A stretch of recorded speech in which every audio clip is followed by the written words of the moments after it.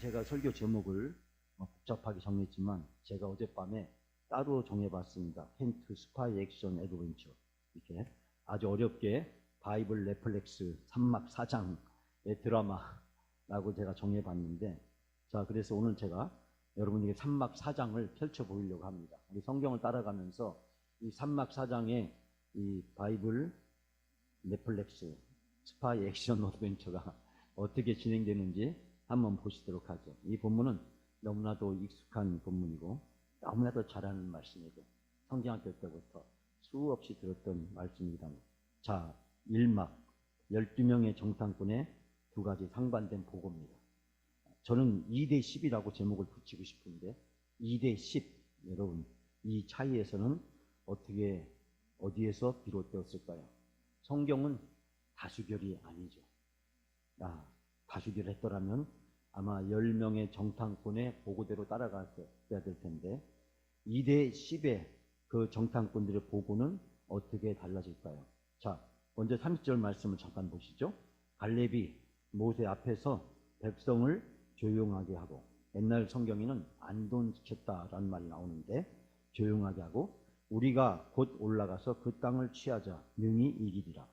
누구의 보고입니까? 여호수아와 갈렙 두 명의 보고입니다.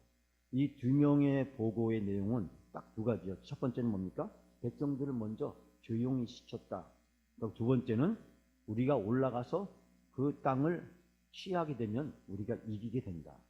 그러니까 여호수아와 갈렙의 보고는 바로 하나님께서 우리에게 그 땅을 주시겠다고 약속하지 않았느냐. 그 하나님의 약속을 믿고 우리가 나가면 하나님은 그 땅을 우리에게 주실 것이다 라고 이야기합니다. 즉 여호수아와 갈렙은 군사적 관점에서 이 가나안 땅을 보는 것이 아니라 영적인 관점에서 이 문제를 바라봅니다. 영적인 관점에서 보면 하나님이 주시겠다고 약속했기 때문에 신실하신 하나님이 그 약속을 이루실 것이기 때문에 하나님은 그 땅을 우리에게 주실 것이고 우리는 그 땅을 취하게 될 것이다 라는 것입니다. 즉 하나님의 약속에 근거한 믿음 때문에 여호수아와 갈렙은 그 땅을 올라가서 취하자라고 이야기를 합니다. 이것은 여호수아와 갈렙이 가지고 있었던 만용에서 나온 것이 아니라 바로 하나님의 약속을 믿는 신앙에 기초한 것입니다. 즉 영적 사고방식은 신앙의 기초에서 어떤 문제를 보고 그 문제에 대한 하나님의 해답과 뜻을 찾는 것입니다. 그러므로 참 신앙인은 환경과 조건과 상황을 초월해서 하나님을 바라보고 하나님을 신뢰하는 믿음인 줄 믿습니다. 자, 그에 비해서 이번에는 10명의 정탐꾼, 10명. 아까 2명이 아니라 이제는 10명의 정탐꾼은 뭐라고 보고하죠? 자, 31절 말씀 같이 보시죠. 같이 읽진 않겠습니다만 그와 함께 올라갔던 사람들은 이르되 우리는 능히 올라가서 그 백성을 치지 못하리라. 그들은 우리보다 강하니라 라고 이야기하고 있습니다. 여호수아와 갈렙의 보고와 전혀 다른 보고를 하고 있습니다. 그들은 우리보다 강하다. 여러분, 이 10명의 정탐꾼의 보고는 객관적인 사실입니다. 부인할 수 없는 사실입니다. 명백한 사실입니다. 애굽에서 노예 생활하던 이스라엘 백성들은 군사적으로 충분히 훈련된 자들이 아니었습니다. 그들은 노예로 오랫동안 자벽에 동원되어서 살았기 때문에 그들이 가지고 있는 단순한 노동력은 군사적 전쟁할 수 있는 병사로서 경쟁력을 갖추고 있지 못했습니다. 그러므로 이 10명의 정탐꾼이 본 것은 아주 명백하고 객관적인 사실이었습니다. 사실 이스라엘 백성들은 그 가나안에 있는 그들과 싸워서 군사적으로 승리할 수 있는 방법이 없습니다. 그들은 준비되었고 그들은 좋은 무기를 갖추고 있었고 좋은 성곽에서 그들은 방어벽을 구축하고 있었기 때문에 이런 오합지졸과 같은 애굽에서 노예 신분에서 막 벗어났던 이스라엘 백성들이 막강한 군사력과 방어벽을 구축하고 있었던 가나안 원주민을 상대로 전쟁에서 승리한다는 것은 한마디로 불가능한 일이었습니다. 하나님 나라를 건설하기 위한 거룩한 영적인 목적이 있다는 사실을 이 10명의 정탐꾼들은 간과했습니다.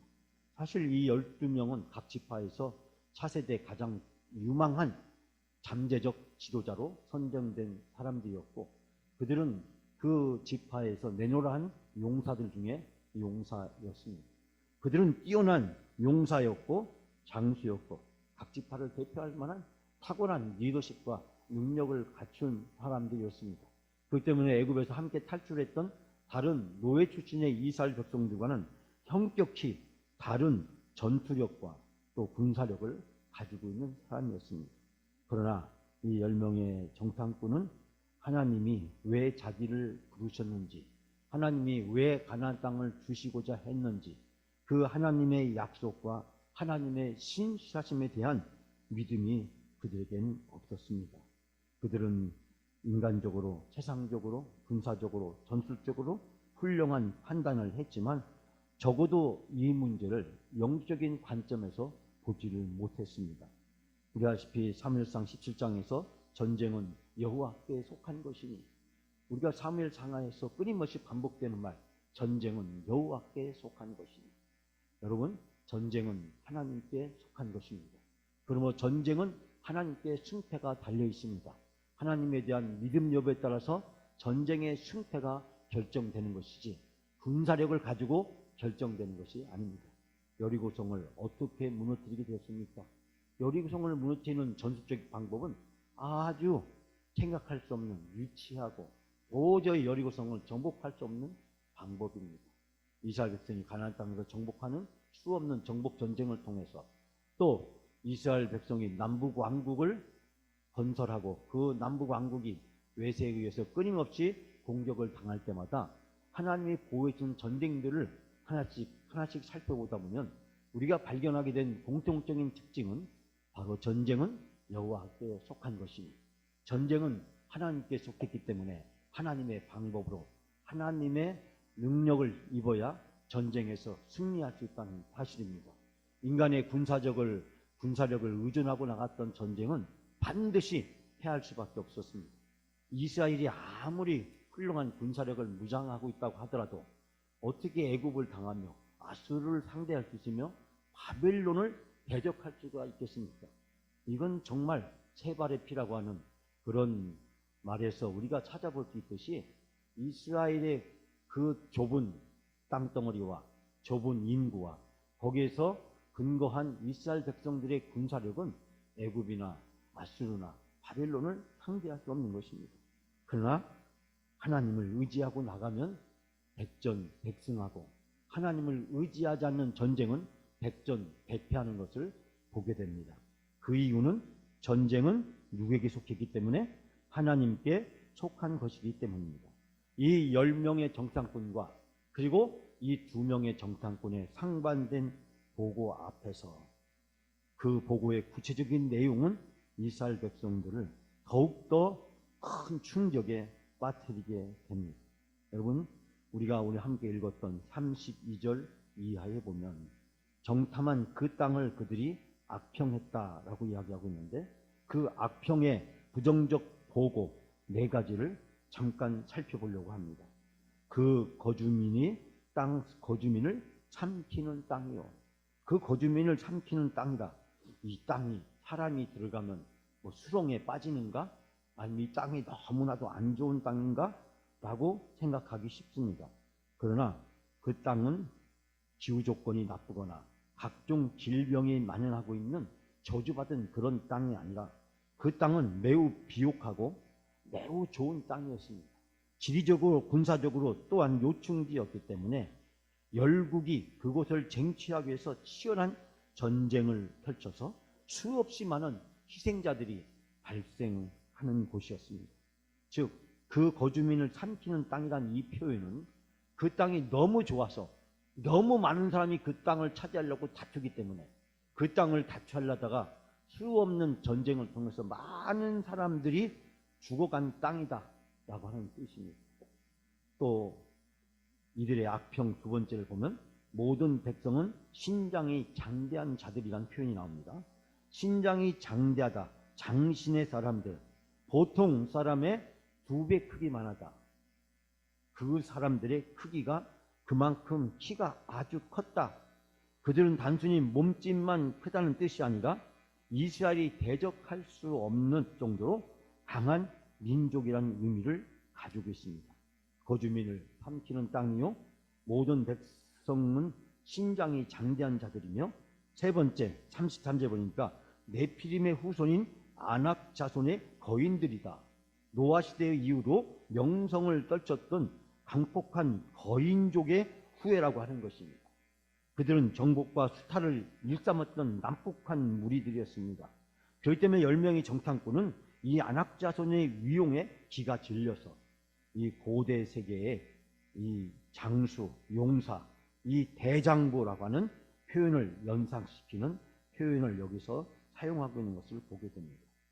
다윗이 죽인 블레셋 거인 골리앗을 연상시키는 바로 그와 같은 표현을 여기서 담고 있는 것을 보게 됩니다.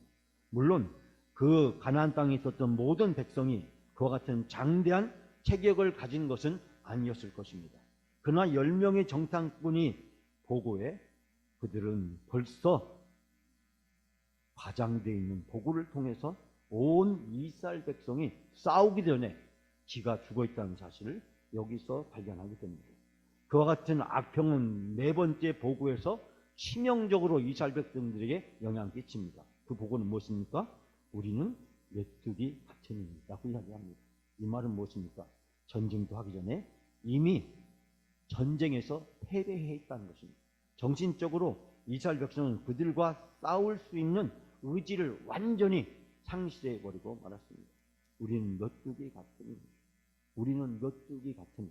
이것을 어떤 분은 메뚜기 컴플렉스라고 그렇게 이야기합니다. 싸워보기 전에, 일을 해보기 전에, 경험도 하기 전에, 시작도 하기 전에 포기하고 주저하고 망설여서 아무것도 하지 못하는 것을 가리켜서 메뚜기 컴플렉스라고 그렇게 이야기를 합니다.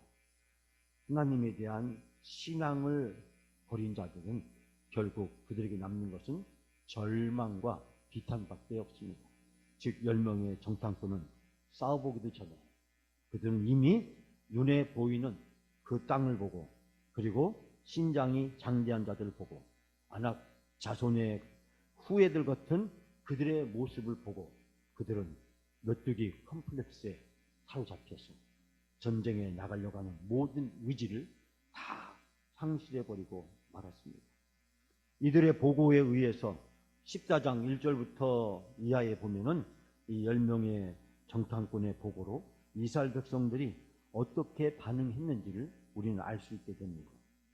여기서는 6가지를 살펴볼 수 있는데요. 첫 번째 1절 말씀 보면 소리를 높여 부르시며 통곡하였더라. 불신앙의 바람이 온 이스라엘 전체를 휘몰아쳤고, 모세는 이런 이스라엘 백성들의 비탄에 찬 반응에 대해서 소리를 높여 부르짖으며 통곡하였다라는 표현을 사용하고 있습니다. 여러분, 소리를 높이고 그 다음 부르짖고 그 다음에 통곡했다는 것입니다. 그들의 부르짖음이 점차 고조되면서 확산되어 가고 있다고 하는 것을 이 말씀은 우리에게 가르쳐주고 있습니다. 소리를 높이다라는 것은 자신의 감정을 밖으로 드러내서 표현하는 것을 이야기하고, 또 불타는 심정으로 아우성을 치다라는 뜻을 가지고 있습니다. 부르짖다는 것은 가슴을 치며 울다, 그리고 통곡하다는 것은 몹시 한탄하면서 부르짖다. 한마디로 여기에서 소리 높여 부르짖으며 통곡했다라고 하는 이스라엘 백성들의 모습은 완전히 자포자기한 상태에서 밤새도록 절규하면서 점점 깊은 절망의 나락으로 그들은 떨어져 갔다라고 하는 것입니다. 그들은 믿음이 상실했기 때문에 믿음이 없는 그들은 깊은 절망과 좌절에 빠진 것입니다. 그 결과 두 번째로 이스라엘 백성들에 나타난 불신앙적인 모습은 모세와 아론을 원망하여 라는 표현을 찾아볼 수 있습니다. 하나님이 세우신 모세와 아론의 지도자들을 원망한 것은 이들의 배은 망덕한 일인 동시에 하나님의 권위에 도전하는 악행이었습니다. 하나님이 세우신 지도자를 원망하고 그 지도자를 비난을 일삼는 것은 결국 이스라엘 백성이 광야에서 수없이 원망을 하다가 죽었던 사건들을 우리에게 연상시키게 됩니다. 이스라엘 백성들은 광야 40년 동안 결국 이 비참한 원망을 통해서 자기의 생을 마감하게 되고 가나안 땅에서 인생을 끝내게 되는 비극으로 치달아가는 모습을 발견하게 됩니다. 세 번째, 이들의 불신앙적인 보고는 죽었으면 좋았을 것을. 여러분, 죽었으면 좋았을 것을. 광야 여행 중에 상황이 조금만 나빠지기만 하면 그때 이스라엘 백성들의 입버릇처럼 나오는 말이 있습니다. 죽었으면 좋았을 것을. 우리가 흔히 한국 사람이 많이 쓰는 말이 있죠. 네? 미쳐 죽겠네, 좋아 죽겠네, 맛있어 죽겠네, 바빠 죽겠네, 힘들어 죽겠네, 졸려 죽겠네. 말끝마다 죽겠네. 그냥 진짜 죽겠다는 얘기입니까? 그게 아니잖아요. 정말 살고 싶다는 얘기잖아요. 세계 3대 거짓말이 있다잖아요. 정사꾼이 손해보고 판다는 이야기, 또 노처녀가 나 결혼하기 싫다는 이야기, 나이 든 어리신 분이 나 빨리 죽고 싶다는 이야기. 여러분 많이 들었죠. 이스라엘 백성은 광야에서 40년 동안 수시로 때때로 조금만 일만 생기면 그들이 입에서 나오는 말이 무엇이었습니까? 죽었으면 좋았을 것이. 죽었으면 좋았을 것이. 여러분, 믿음이 없으면 자기도 모르는 사이에 입에서 늘 부정적인 말이, 불신앙적인 말이 나오게 되는 것입니다.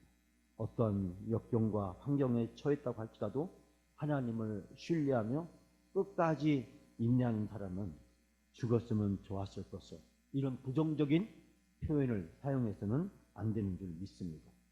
정탐꾼들의 네 번째 보고는 뭐냐면 우리를 쓰러지게 하려는가, 우리를 쓰러지려고 하는가라고 하는 이야기입니다. 패악한 이스라엘 백성들의 억측입니다. 하나님이 이스라엘 백성을 쓰러지게 만들려고 이곳으로 인도해 드린 것은 아니었고, 하나님은 적과 꿀인 땅으로 인도해서 이제 애굽에서 노예 생활하던 이스라엘 백성들이 자기 땅을 가지고 하나님의 백성으로 살아갈 수 있는 길을 인도해 주기 위해서 부르셨는데, 그들은 하나님의 계획과 하나님의 말씀과 또 하나님이 세운 모세를 통해서 주신 말과 다른 부정적인 보고를 하면서 마치 하나님을 적대적으로, 하나님을 살인자로, 하나님을 우리를 죽이려고 하는 자로, 우리를 쓰러지게 하려는 자로, 우리를 망하게 하려는 자로 매도하고 있는 것을 보게 됩니다. 참된 믿음은 지적인 데만 머물지 않고 전 인격적으로 하나님을 받아들이는 것인 줄 믿습니다.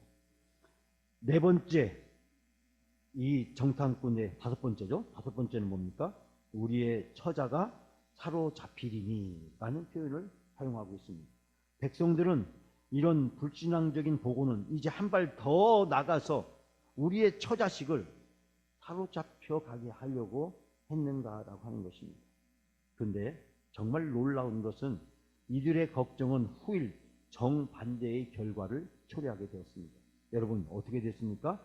이들은 광야에서 다 죽게 되고 그들이 염려했던 자녀들은 생존해서 가나안 땅에 들어가게 되었습니다. 하나님의 놀라운 섭리라는 사실을 발견한 동시에 불신앙의 역설이 아닌가라고 지적하는 분도 있습니다. 자신의 처지를 걱정하기에 앞서 먼저 우리 자신들의 연약한 믿음을 염려해야 되는데 이들은 전혀 그러지 못했던 것을 발견하게 됩니다. 이들은 이제 한 발 더 나가서 여섯 번째로 애굽으로 돌아가는 것이 낫지 아니하느냐, 극단적인 막말로 치달아 갑니다. 두려움, 죽음을 두려워하는 비겁한 생각이 그들을 사로잡혔던 것을 보게 됩니다. 애굽으로 돌아가는 것이 낫다니, 도대체 이 말이 무슨 뜻입니까? 애굽에서 노예 생활하던 그들을 구원해 주었던 하나님의 은혜를 망각하고 애굽의 죄악된 생활에 그 노예 근성을 아직도 버리지 못했던 이스라엘 백성들의 모습을 발견하게 됩니다. 그들은 잠시 만난 환난 때문에 옛날의 죄악된 생활로 되돌아가고자 하는 어리석음을 표현하고 있는 것입니다. 하나님께서 이런 이스라엘 백성을 왜 광야에서 40년 동안 훈련을 받게 하셨는가? 그들의 표현에 의하면 왜 유랑하게 하셨는가? 하나님의 계획은 무엇이었을까? 한 주간이면 갈 수 있는 이 저 가나안 땅을 왜 뒤로 해서 돌아서 다시 이 광야에서 오랜 시간 동안 이스라엘 백성을 광야 학교에 입학시키고 광야 학교에서 훈련을 받게 한 이유가 무엇이었을까라는 생각을 우리는 여기서 발견하게 됩니다. 그들은 이제 구체적인 계획까지 세웁니다. 한 지휘관을 세우고 애굽으로 돌아가자라고 이야기합니다. 이제 지금까지는 입으로 불평하던 그들이 이제는 계획을 세워서 구체적인 실행에 옮기기 시작합니다. 그 계획은 하나님을 거역하고 하나님께 불순종하고 다시 하나님이 지금까지 베풀어 주신 은혜를 다 잃어버리고 애굽으로 돌아가자고 하는 구체적인 계획을 세우고 진행하고 있는 것을 보게 됩니다. 사랑하는 여러분, 이스라엘 백성들은 무엇을 보았습니까?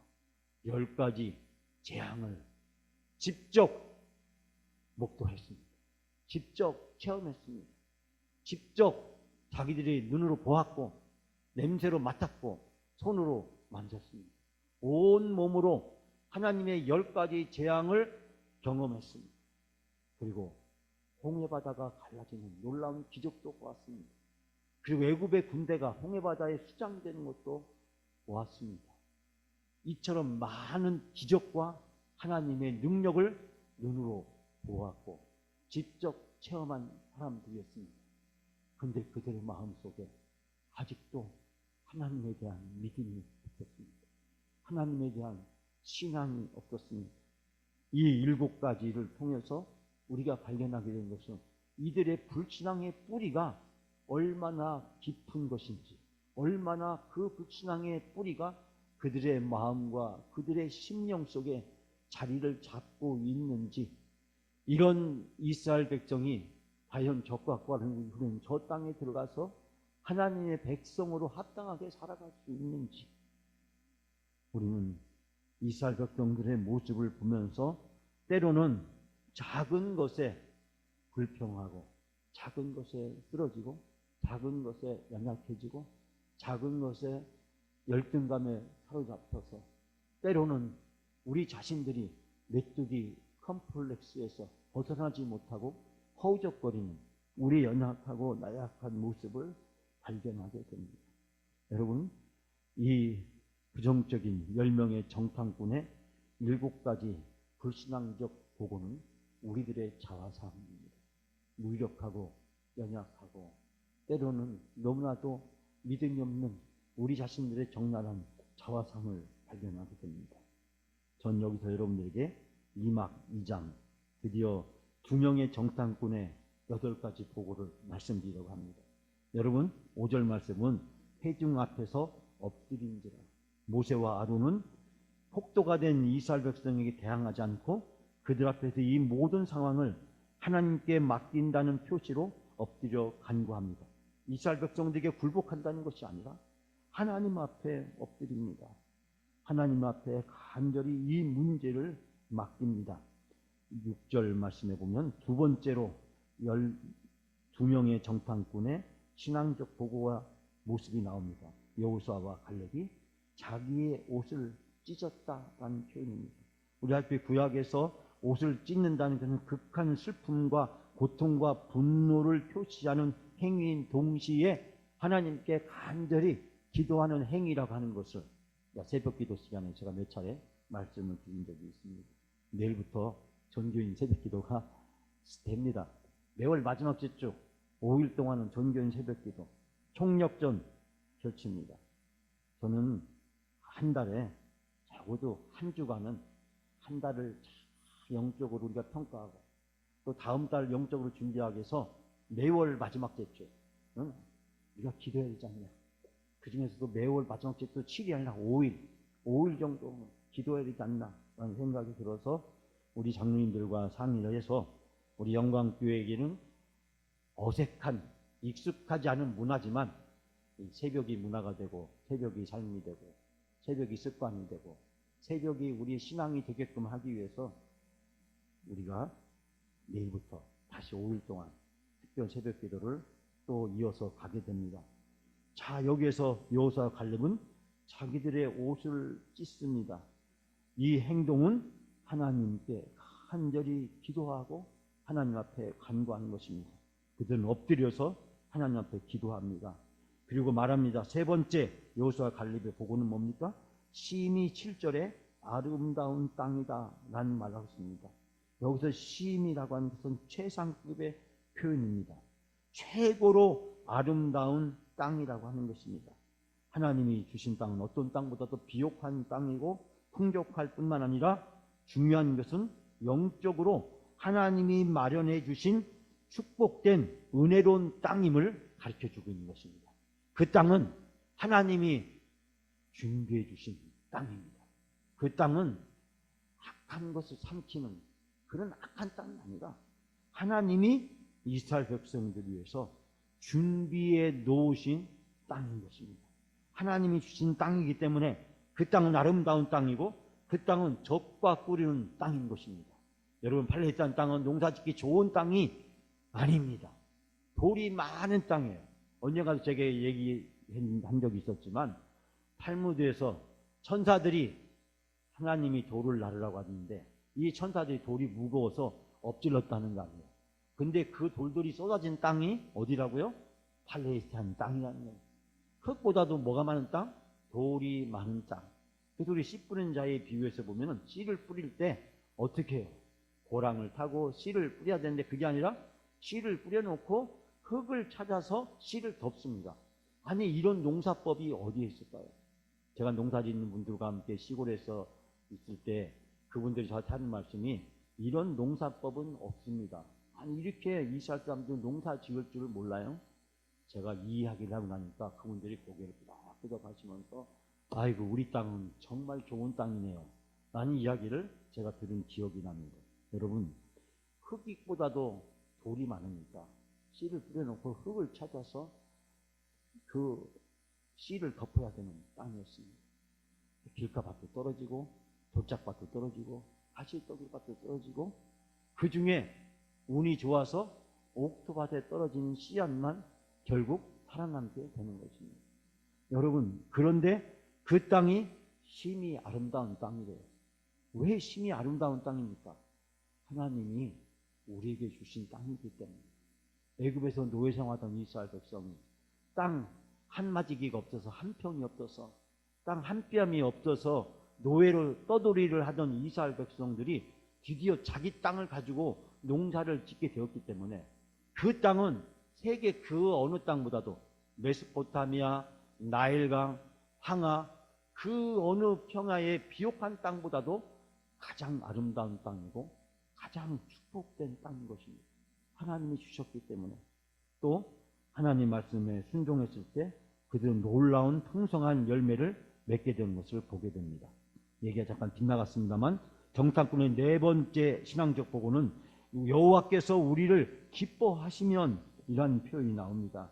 하나님이 우리를 향해서 기쁜 뜻을 가지고 계시고 그 기쁜 뜻을 이루어 주시는데 우리가 그 하나님의 은혜와 하나님의 복을 받기만 하면 된다라고 하는 사실을 보고하고 있습니다. 다섯 번째로 젖과 꿀이는 땅이라는 표현을 하고 있습니다. 심히 아름다운 땅에 대한 구체적인 표현으로 젖과 꿀이는 땅이라고 이야기했는데 여기서는 젖은 소나 양의 가축에서 얻어지는 우유나 버터를 가리키죠. 꿀은 알다시피 가나안의 토산품이 될 정도로 야산에서 많이 채취되는 그런 소산물이기도 합니다. 여기에서 이 젖과 꿀이는 땅이라는 것은 아까도 설명했지만 가나안 땅의 풍부한 자연 조건만을 가리키는 것이 아닌 것입니다.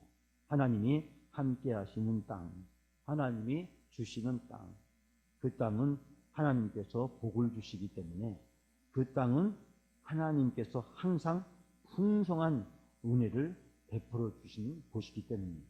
우리 아시피 이삭이, 아브라함이, 이삭이, 야곱이 그리고 이스라엘의 믿음의 조상들이 가는 곳마다 여호와께서 복을 주시모라, 여호와께서 복을 주시모라는 표현을 우리는 찾아볼 수 있게 됩니다.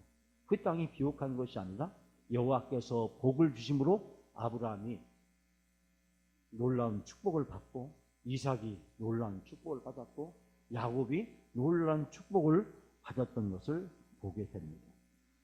여섯 번째로 9절 말씀에 여호와를 거역하지 말라. 하나님의 말씀에 불순종하지 마라. 하나님의 뜻을 거스르지 마라. 그리고 9절에 7번째로 뭐라고 표현하면 그들은 우리의 먹이다 라는 표현을 하고 있습니다. 메뚜기 컴플렉스에 잔뜩 사잡혀 있는 온 이스라엘 백성들에게 그들은 우리의 먹이다. 왜? 하나님이 우리와 함께 하시기 때문에, 하나님이 그들을 우리에게 붙이셨기 때문에, 이 전쟁이 하나님의 전쟁이기 때문에, 하나님이 승리하게 하실 것이기 때문에 그들은 단지 우리의 먹이에 불과하다. 그러면서 마지막 8번째로 여호수아 갈렙은 이렇게 보고합니다. 그들의 보호자는 그들에서 떠났고 여호와는 우리와 함께 하시니라. 아멘. 하나님이 우리와 함께 하시고 그들의 보호자는 그들을 떠났기 때문에 그들을 두려워하지 말라라고 이야기를 하고 있습니다. 제가 여러분에게 두려워하지 말라, 성경에 몇 번 나온다고요? 1년에 365일 중에 적어도 몇 번 나온다고요?